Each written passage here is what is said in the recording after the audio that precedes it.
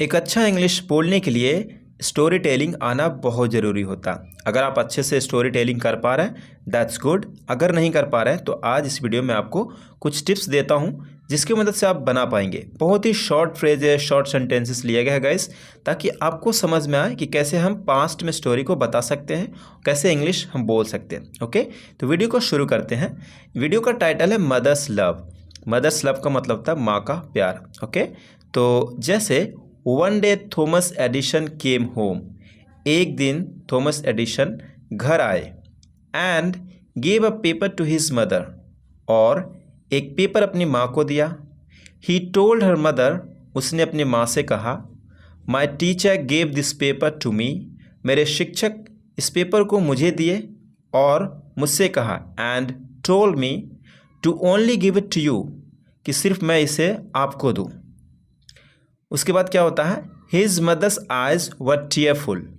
उसकी माँ की आँख में आंसुओं से भर गया, मतलब उसकी माँ की आँखें आंसुओं से भर गया। तो his mother's eyes were tearful as, जैसा कि she read the letter out.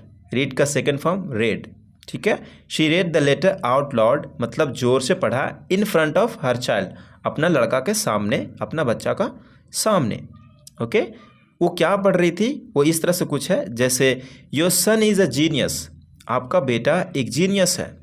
This school is too small. यह स्कूल हद से ज़्यादा छोटा है फॉर हिम, उसके लिए। And doesn't have enough good teachers. और इस स्कूल के पास काफ़ी अच्छे टीचर नहीं हैं फॉर ट्रेनिंग हिम, उसे ट्रेन करने के लिए, फॉर ट्रेनिंग हिम। ओके, फिर कहते हैं, please teach him yourself. उसे खुद पढ़ाइए। Please teach him yourself, उसे खुद पढ़ाइए। Many years after Edison mother's her died. यहाँ पे ये होता है कि कई साल बाद, जब उनकी माँ मर गई, उसके बाद भी कई साल गुजरने के बाद, तो यहाँ पे इस सेंस में लिखा जाता है, many years after Edison mother's her died he had become one of the greatest inventors of the century. वह बन गए थे महानों खोजकारकों में से एक। जो खोजने वाले होते थे, मतलब साइंटिस्ट होते थे, तो उसे हम इन्वेंटर, मतलब खोज करना, ठीक है। इन्वेंटर खोजकारक, जो खोज करने वाला होता है, जैसे इन्वेंशन, इन्वेंट करना। जैसे you have to invent something, तुम्हें कुछ खोज करना है। इन्वेंट एक वर्ड होता है, उससे इन्वेंटर बना हुआ। ओके, उस शताब्दी का। Next, one day he was going through the old closet. एक दिन वह गुजर रहे थे, जा रहे थे, अपना ओल्ड जो पुराना वाला कोठरी था उसके तरफ से जा रहे थे। And he found a folded letter. और उनको मिला एक फोल्डेड, मतलब मोड़ा हुआ एक लेटर, पत्र मिला। विच वॉज गिवन, जो दिया गया था उसे, which was given to him, जो उसे दिया गया था बाय हिज टीचर, उसके टीचर के द्वारा। ही ओपनड इट, उसने इसे खोला। द मैसेज रिटन, जो मैसेज लिखा हुआ था उस लेटर पर, ऑन द लेटर वॉज, ये था कुछ, your son is mentally ill. आपका बेटा दिमागी तौर पर बीमार है। We can not let him attend our school any मोर।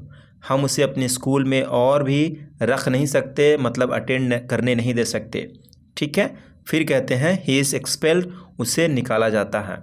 यानी बिल्कुल उल्टा। हमने उसकी माँ ने क्या बोला कि जीनियस है, अच्छा है, खुद पढ़ाइए, यहाँ टीचर कोई भी डिज़र्व नहीं करता उसे पढ़ाने के लिए। और उसकी माँ बिल्कुल अपोजिट पढ़ी, बिल्कुल उल्टा। इसलिए कहते हैं माँ माँ ही होती है। Edison became emotional reading it. Edison became emotional reading it. इसे पढ़ते हुए एडिशन इमोशनल हो गए, भावुक हो गए। And then he wrote in his diary. उसके बाद और फिर उन्होंने जो लिखा अपने डायरी में, वो ये था कुछ, Thomas Alva Edison. Thomas Alva Edison was a mentally ill. उनका पूरा नाम था Thomas Alva Edison. Was a mentally ill, मतलब दिमागी तौर पर बीमार था। जिसका मदर, मतलब जिसकी माँ, whose mother turned him into a genius of the century, मतलब जिसका माँ उसको क्या कर दिया, एक जीनियस बना दिया उस शताब्दी का। इसलिए गैस माँ माँ होती है। माँ का प्यार बहुत बड़ा आशीर्वाद होता है।